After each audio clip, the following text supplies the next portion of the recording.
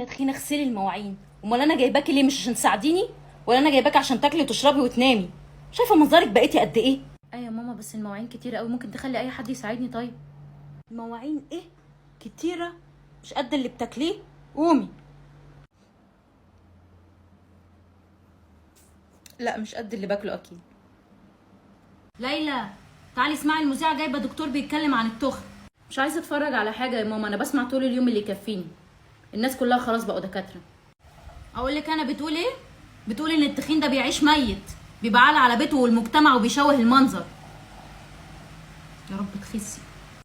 على اهلهم والمجتمع وبيشوهوا المنظر.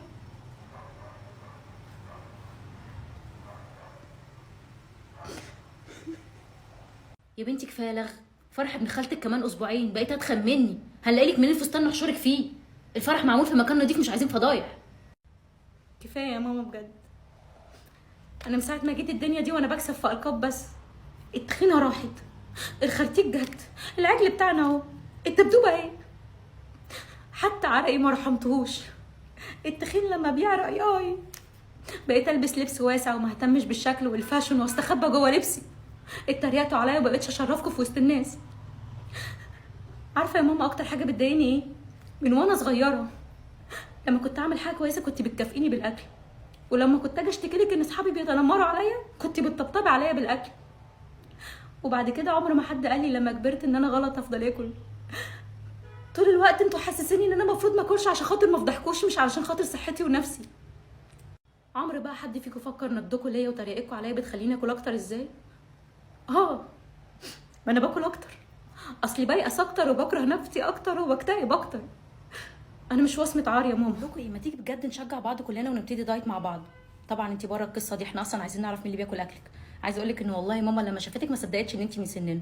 قالت وهي بتسلم عليا كنت خايفه احضنها كده لا تتطبق في حضني. وبعدين يا بنتي شوفي لك الحاجات اللي بيشربوها دي، خرز معيز، خرز بقر، اي حاجه كده عشان تبقي بطايه. اللي انت بتقوليه لي ده، هو انت ما فكرتيش تروحي للدكتور بجد تشوفي يمكن عندك دوده في بطنك ولا حاجه؟ دوده في بطني؟ بصي ما تزعليش مني، بس هو ده ليكي. يعني انا مثلا اخويا يقول لي انا عمري ما اتجوز واحده معصعصه، لان هو بيحسها راجل زيه، فاهمه؟ فدي حاجه عشانك يعني. راجل زيه ازاي يعني؟ لا ما تبصليش كاني غريبه. انت فاكره بتاع اوبر لما قال لنا مش كنتوا تركبوا الطفله الاول وهو بيتكلم عليكي؟ لا مش فاكره بس بتاع اوبر، فاكره ناس كتير قوي من وانا صغيره من ايام المدرسه، حتى اهلي فاكراهم. بس انا مقرره ان انا مش هيهمني الكلام ده. هو ايه ده اللي ما يهمكيش؟ طب ايه رايك، انا خطيبه عنده حته مثل كان نفسي اخليه يسمعهولك بنفسه. بيقول لك ان الرفيعه تغري جيش، انما المليانه تغري القائد بتاعهم. طب الحمد لله. مش انت عاجبه خطيبك؟ كويس. ان شاء الله انا اتخطب لواحد شايف ان الرفع ده حاجه صحيه. هو ايه اللي صحي ومش صحي؟ انت بتبقي فرحانه نفسك وانت داخله تدوري على مقاساتك عند الاطفال. مقاساتي عند الاطفال؟ عادي. انا ياما سمعت الكلام ده على فكره، بس اول مره اسمعه منك انت بالطريقه دي. ما تحسسنيش مثلا ان انا بتنمر عليك، انا صاحبتك وبقول لك انت فرحانه والناس كلها ماشيه عماله تقول لك يا عود كبريت يا قصبه معصعصه. لا الحقيقه انا ولا فرحانه بعود كبريت ولا قصبه معصعصه. انا بس فرحانه ان انا بسمع الكلام ده من صاحبتي. انت حره، انا بقول لك علشانك، لو الموضوع في ايدك روحي اتعالجي، اسمعيها مني احسن ما تسمعيها من بره. هروح اتعالج حاضر.